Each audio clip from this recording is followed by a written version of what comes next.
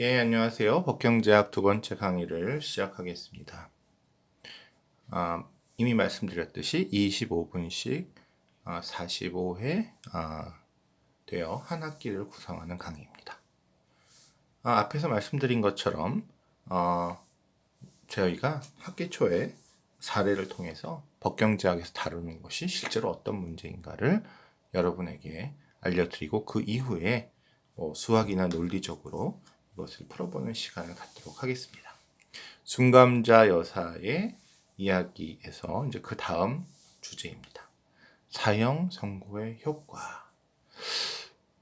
범죄는 막아야 됩니다. 왜냐하면 범죄라는 거는 경제 행위를 방해하죠. 왜냐하면 사람을 죽이는 경우 그분이 어떤 A라는 분이 지금 열심히 일을 해서 앞으로 10년, 20년 더 사회를 위해서 돈을 벌어줄 수 있는 사람을 죽이거나 또는 다치게 해서 일을 못하게 하면 당연히 경제적으로 큰 문제가 발생을 합니다. 효율성이 줄어들고 국가의 부가 줄어들기 때문에 어떤 경우더라도 이 범죄는 막아야 되죠. 또 남의 돈을 뺏는 것도 마찬가지입니다. 남의 돈을 뺏게 되면 사람들이 내가 돈을 벌어야 자꾸만 소매치기 당하고 도둑질 당한다고 그래서 근로 의욕을 잃게 되죠. 그래서 범죄는 그런 의미에서 막아야 된다. 여기서 예를 저는 택시 강도를 들도록 하겠습니다. 택시 강도는 당연히 막아야 되는 겁니다. 택시 강도라면 택시 기사님들이 제대로 맘 놓고 일하시겠어요? 그래서 일을 덜 하게 되고 집에 일찍 가게 되고 그러면 택시 운행이 줄어들고 사람들이 불편하고 여러 가지 문제가 생깁니다. 택시 강도를 하다 잡히면 최대 형량이 현재 5년인데 요새 택시 강도가 너무너무 늘어나고 있다. 이제 이런 상황을 가정해 보겠습니다. 당연히 사람들은 택시 강도 정말 나쁜 사람들인데 이런 택시 강도를 막 10번, 20번, 30번 한 사람을 그냥 5년의 형에 처한다는 거는 너무하다. 이걸 갖다가 택시 강도를 줄이려면 사실 무겁게 처벌할수록 강도의 횟수가 줄겠습니까? 늘겠습니까? 이거는 뻔한 얘기입니다. 얼마나 줄어드냐의 문제지만 이 처벌이 강해지면 강도들도 한 번, 두 번 더 생각하게 되고 5년보다 10년이다. 내가 이거 5년도 아니고 10년 동안 감옥에 있어 있나? 종신형이다.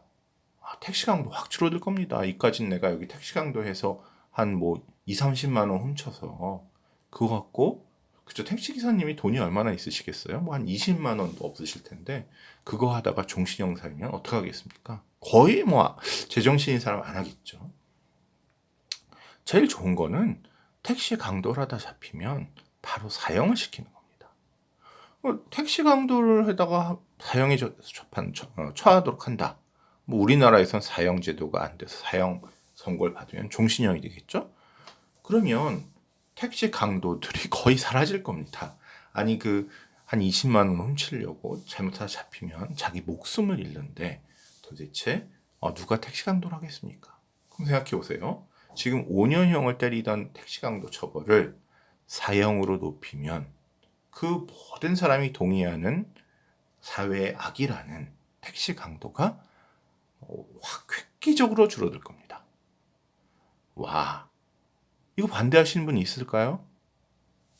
이거야말로 범죄를 줄이는 법경제학의 철학에 딱 맞는 거 아닐까요?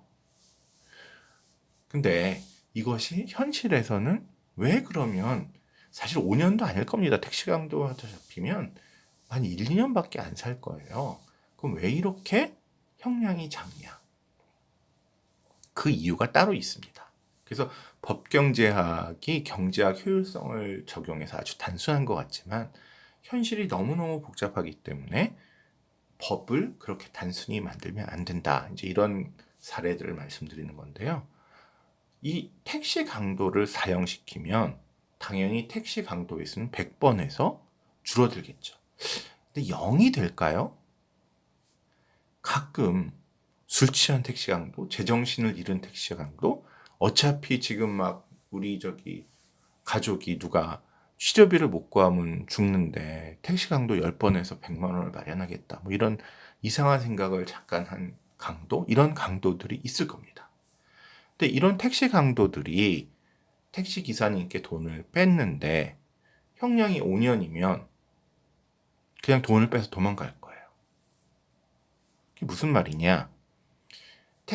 여러분이 택시 강도라면 두려운 것이 두 개입니다. 하나는 잡혔을 때 얼마나 강한 처벌을 받느냐. 이제 우리가 얘기하고 있습니다.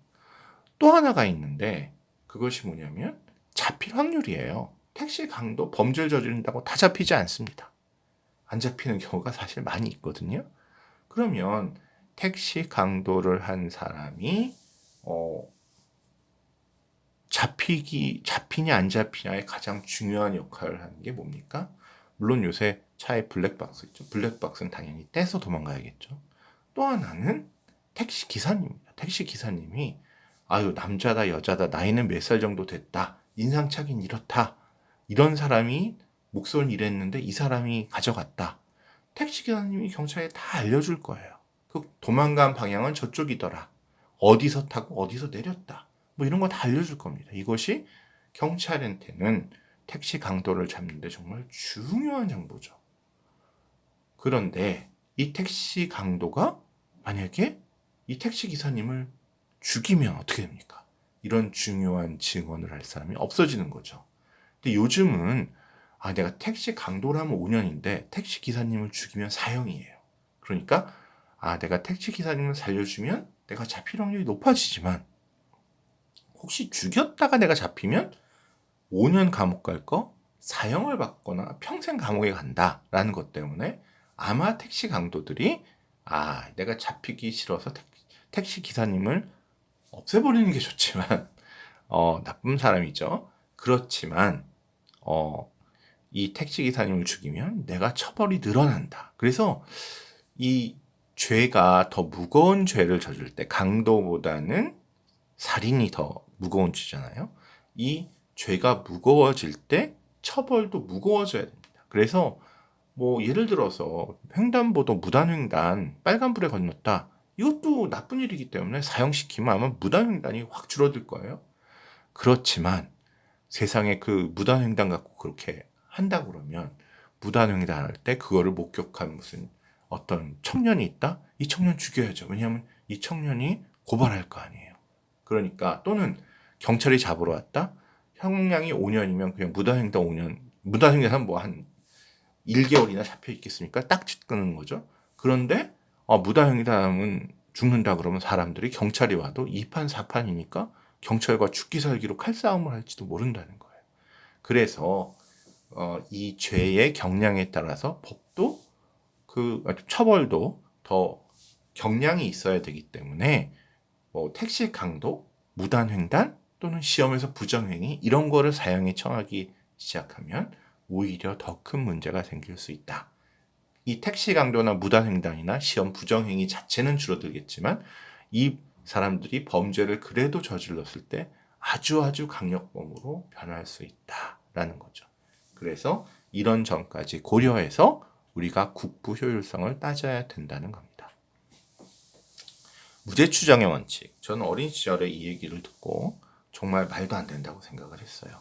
여러분도 같이 생각해 보실까요? 누구나 들어보셨을 텐데 무죄 추정은 유죄라는 것이 확실히 밝혀지기 전에는 그 피고인, 죄 지은 것 같은 용의자를 무죄로 여겨야 된다라는 건데 더 유명한 무죄 추정의 원칙의 그 언어가 있는데 그게 뭐냐면 99명의 진짜 죄인을 풀어주는 한이 있어도 단 한 사람이라도 억울하게 처벌받는 사람이 없도록 하는 게 법의 정신이다라는 겁니다. 무슨 말일까요? 제가 나름대로 해석을 해드리겠습니다. 여기 지금 똑같은 의심을 받는 100명이 있어요. 옷에 핏자국이 있고요. 그 다음에 손가락 이렇게 좀 베어 있어요. 분명히 누군가 싸운 거예요. 칼싸움을 한 거예요. 근데 이제 사람이 죽어 있는 거예요. 그래서 이런 경우에 어떤 사람이 칼에 찔을 죽어 있는데 옆에 있는 사람 중에 막 옷도 찢기고 칼자국도 있고 자기 손에 좀 피가 묻어 있고 피는 죽은 사람 피예요. 이런 사람을 주변에서 잡았다. 근데 그런 사건이 금년에 한국에서 100건이 벌어져서 그 100건 중에 또 주변에 있는 그런 피 묻고 찢기고 손에 칼자국 있고 이런 사람들을 100명을 어슴거리면서 잡았어요, 경찰이. 그래서 이 100명은 똑같은 정도의 의심이 가는 거예요.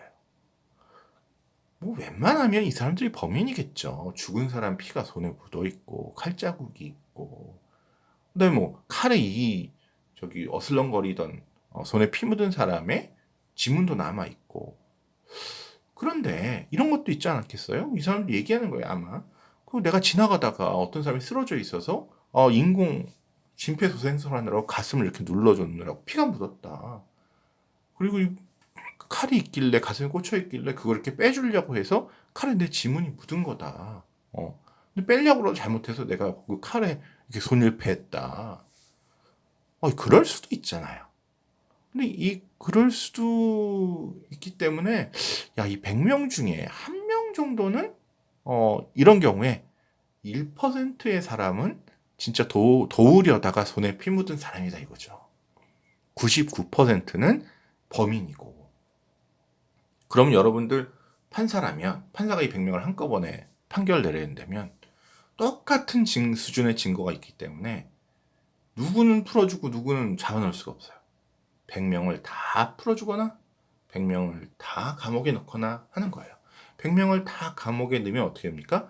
99명은 진짜 범인이 받아야 될 죄를 자기가 처벌받는 건데, 한 명은 정말 도와주려다가 억울하게 감옥에 가는 정말 너무너무 억울한 사람이 생긴 거고요.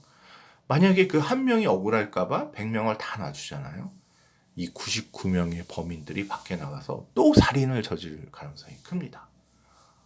사람들이 막 그러겠죠. 경찰이 뭐 하는 거냐. 잡았던 범인 놔주고 그때 잡아 넣었으면 되는데 풀어줘서 지금 내 친척이 죽었다. 우리 아버지가 칼에 찔렸다. 이런 일이 앞으로 99번, 198번 계속 일어날 거예요. 여러분 같으면 어떡하나요? 정말 어린 때는 이거 한 사람 억울해도 잡아 넣어야 된다 이렇게 생각했습니다. 그리고 언뜻 생각하기에 법경제약은 효율성인데 99명은 제대로 잡아놓고 한 명은 좀 억울하지만 뭐 어떡하겠어요, 세상에 확실한 게 없는데, 이렇게 얘기도 충분히 사실 할 수 없습니다. 할 수 있습니다. 피도 눈물도 없는 누굽니까? 경제학자들은. 근데 과연 이게 맞을까요? 그리고 진짜 99명이 이 어마어마한 숫자가 죄를 졌는데도 풀려나가면 이 사람들은 또 얼마나 기고만장하겠습니까? 내가 사람을 죽여서 그 자리에서 피 묻어갖고 잡혔는데도 야, 경찰이 풀어주더라. 경찰 바보 아니야? 이제 나는 마음대로 사람 죽여도 되겠다. 이제 이런 생각을 하겠죠. 더 이제 마음 놓고 살인 무슨 이런 걸 저지르고 다닐 거예요. 그런데 지금 무죄 추정의 원칙에 의해서 세계의 많은 나라들이 이런 경우 99명의 진짜 죄인을 풀어주는 한이 있어도 한 사람이 억울하면 안 된다 그래서 이 100명을 풀어주고 있습니다. 야, 경찰도 힘들고 정말 범죄자 하기는 쉬워요.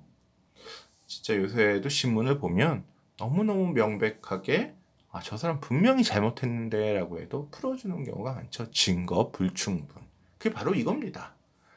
이 증거로 봐서는 이런 거를 100건 하면 한 명 정도 억울한 사람이 있을 것 같다 라는 거죠. 이게 왜 말이 되나요? 생각해 보니까 패닉, 사회 정체가 패닉 공포에 빠지는 것 때문이다. 여러분이 만약에 나중에 보니까 10년 전에 그 살인을 했다고 잡혀간 사람이 보니까 다른 범인이 있어서 지금 풀려났대더라. 야, 그 사람은 정말 착한 사람이고 정말 공부 열심히 하고 가족들 잘 먹여 살리고 하는 사람인데, 이 사람이 그렇게 억울하게 10년 동안 부모님은 원통해서 화병으로 돌아가시고 가족은 뿔뿔이 흩어지고 이혼당하고 도대체 잘못도 없는데 그런 사람이 있대더라 라고 하면 여러분 기분이 어떻겠어요? 야, 이게 나에게도 벌어질 수 있구나. 나도 정말 착하게 사는 사람인데 진짜 억울하게 감옥 갈 확률이 생기는 거잖아요.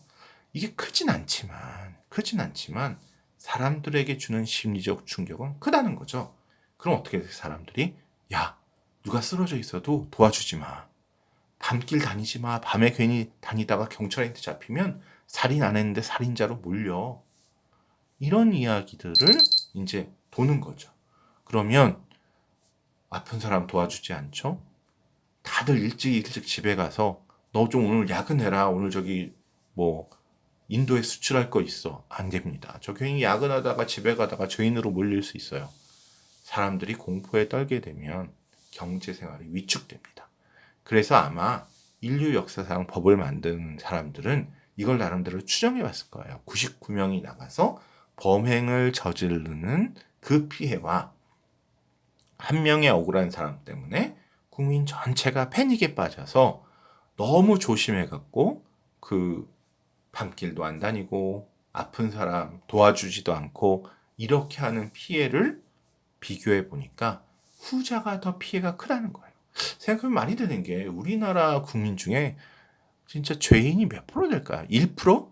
그럼 그 1%가 되는 사람들이 범행을 0.1%라고 해봅시다. 저는 그렇게 1%도 안 된다고 당연히 생각하고요. 0.1%면 이 0.1%가 뭐 더 범행을 저지르면 나쁘겠지만 그 한 명 때문에 사실은 범죄자 제외한 99.9%의 그 선량한 국민들이 위축돼서 경제활동을 막 줄인다라고 하면 그것이 무시 못할 거라는 거죠. 이거는 사전적으로는 알 수가 없고 인류가 오랫동안 해봤더니 99명을 한 명을 억울한 사람을 집어넣는 법칙을 가진 국가와 그냥 99명의 범죄자를 풀어주더라도 한 명의 억울한 사람이 없는 이런 두 국가 중에서 아까 지나가는 쪽으로 누가 더 성공했다고요?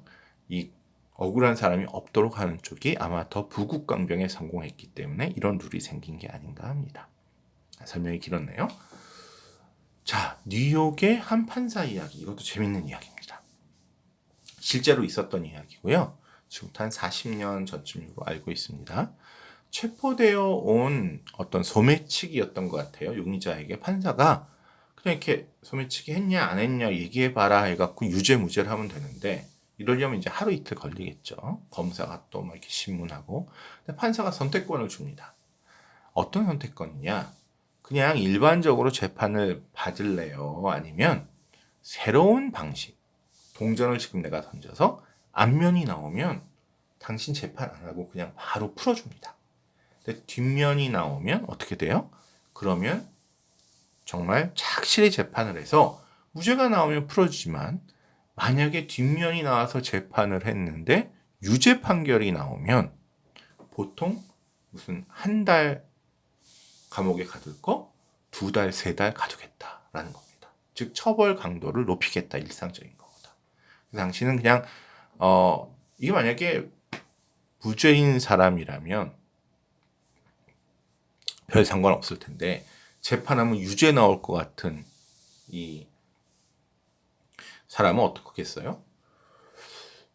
야, 이거 재판하면 내가 유죄가 나오는데 그래도 동전 던져갖고 절반 확률로 내가 죄를 졌지만 그냥 풀려날 수도 있구나 앞면이 나오면 이런 생각을 해서 뒷면으로 할 수도 있겠죠. 중요한 거는 이 우리가 경제학자로서 그냥 지금 현실적으로 100명이면 100명을 다 재판하는 것과 동전을 던져서 50명은 네가 죄를 졌든 아니면 억울하든 풀어주고 나머지 50명만 재판하는 것. 이 둘 사이에 어떤 쪽이 더 효율적이냐라는 얘기입니다. 어떻게 생각하십니까? 경제학자들은 100이면 100, 동전 던져서 100명 중에 50명만 재판하는 것이 훨씬 낫다라고 얘기할 겁니다. 이유는 뭘까요? 이런 재판을 해서 범인을 잡는 목적이 뭘까요? 경제학적으로. 범죄를 줄이는 겁니다. 이 범죄에 관련해서 경제학자들이 생각하는 거는 앞으로 왜냐하면 이 처벌을 안 하면 사람들이 더 맘 놓고 범죄를 저지르기 때문에 너 저기 잘못하면은 그 잡혀서 엄청난 처벌을 받을 수 있다라는 겁니다. 그러면 앞에도 얘기했듯이 범죄자들이 범죄를 하려다가 움찔하고 한 번 더 생각하는 이유는 두 가지인데요. 내가 잡힐 확률과 정확히는 잡혀서 유죄 판결을 받을 확률과 이게 중요하죠. 왜냐하면 잘못했는데 증거 불충으로 풀려날 수 있으니까. 그래서 잡혀서 유죄 판결을 받을 확률과 그 유죄 판결에 의해서 내가 얼마나 강한 처벌을 받느냐 이 두 가지입니다. 그런데 동전을 던지면 잡힐 확률은 그대지만 유죄 판결을 받을 확률은 뭐 당연히 절반 이하로 줍니다. 절반으로. 왜? 저 유죄 나올 사람이 절반은 그냥 풀려나니까요. 그래서 잡혀서 유죄 판결 받은 확률은 반으로 주는데 반면에 처벌은 2배 이상으로 늘어난다. 뭐 이건 2배지만 2배 이상으로 늘어날 수가 있죠. 범인 입장에서는 이게 비슷할 수가 있어요. 뭐 내가 그냥 100명이면 100명 다 저기 재판에서 유죄 판결해갖고 한 달 동안 감옥에 넣는 거가 내가 절반의 확률은 풀려나서 그거는 좋은데 만약에 동전 뒷면이 나서 재판을 받으면 한 달 감옥 살 거, 2달, 3달 살게 되는 거 비교하면 그게 그거다. 즉, 만약에 이거를 2달, 3달이나 넉 달, 5달을 살게 하면 어떡합니까? 그러면 나는 이 동전 던지는 게 더 싫어요 라고 할 수도 있어요. 그 말은 뭐냐면 동전을 던져서 절반의 확률을 풀어주더라도 처벌을 늘리면 범죄 예방에는 더 효과적일 수도 있다라는 얘기입니다. 그래서 범죄 예방에는 동전 던지는 것이 더 효과적이거나 뭐 그 처벌 강도에 따라서는 동일할 수도 있다. 범죄 예방에는 절반을 풀어준다고 해서 큰 문제가 생기지 않습니다. 여기서 한 가지는 죄 지은 사람을 어떻게 풀어줍니까? 그리고 죄 지은 사람도 공정하게 해야지. 그런 얘기 우리 안 하기로 했죠. 왜냐하면 이미 지은 죄는 우리가 어떻게 쏟아진 물을 담을 수가 없어요. 경제학에서는 성크 코스트, 매몰 비용이라고 해서 이미 저질러진 죄는 효율성이 이미 떠나간 거예요. 그거를 지금 와서 어떻게 쏟아진 물을 갖고 어떻게 쓸어 담고 한들 그것이 국가의 경제력을 키우지 못합니다. 오로지 미래에 다시 물을 안 쏟는 게 중요한 거죠. 그래서 미래의 범죄 예방을 위해서는 지금 좀 죄 지은 사람을 풀어줘갖고 공정하지 않다라고 하더라도 저희는 그런 거 신경 안 쓰는 경제학자라고 말씀드렸죠. 그래서 범죄 예방은 동전을 던지던 그냥 하던 동전을 던진 게 오히려 더 효과적일 수가 있다. 근데 비용 측면을 봅시다.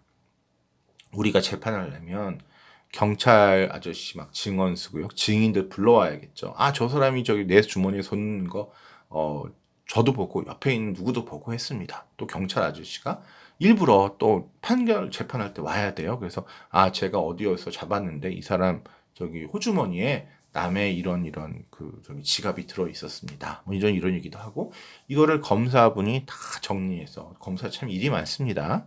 그 바쁜 분이 막 이런 사소한 것까지 하루에 몇백 건을 처리해야 된다고 해요. 이걸 또 판사분이 또 다 듣고 막 판결문 쓰고 만약에 동전 던지면 어떻게 될까요? 지금 판사, 검사 국민들이 월급 주고 판사, 검사 그다음에 뭐 경찰 분들 그다음에 또 거기 증인으로 부르는 사람들도 뭐 좀 교통비 드려야 되고 만약 이게 배심원 제도라면 배심원으로 오는 분들도 교통비 드리고 그분들은 또 직장에서 그날 일을 못 해요. 이렇게 그 재판이라는 것이 정말 국가적으로 큰 비용이 듭니다. 이 월급을 주든지 그 사람들이 일을 못 해서. 그런데 또 변호사도 들죠.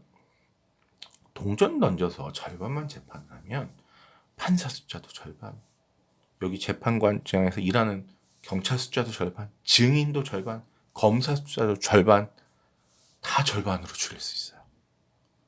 그러면 거기서 세이브되는 국민의 세금이 얼마겠습니까?